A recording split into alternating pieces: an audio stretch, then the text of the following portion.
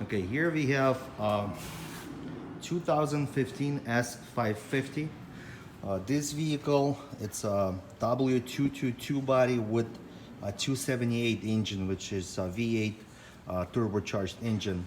Common problem on these cars is when you start the vehicle in the morning and it's cold, especially on a cold start, you have a kind of like a rattling noise coming from a timing chain.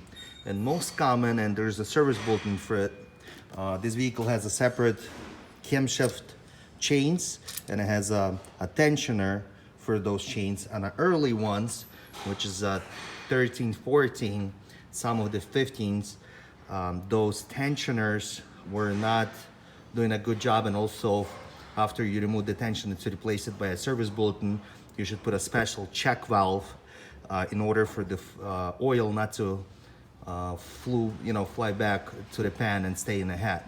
We did that on this car, and after that is performed, there's a special bolt what's marked with blue that the service bulletin was done on this car. We did that, but the noise stayed. So then when we took it apart, we found that one of the camshaft actuators in this particular vehicle, it was bank one, which is a right side intake camshaft actuator, had a problem, and that's what's causing the noise. That actuator looks like this. So that was actually our problem. So like I said, we first did the bulletin, but did not fix the problem.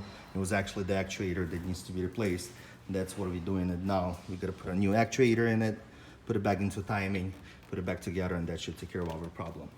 So nice tip to know, because you might quote the customer for the bulletin, and then after that it's gonna cause another problem where the actuator needs to be replaced, which is a way more expensive job than just doing the tensioner and the check valve.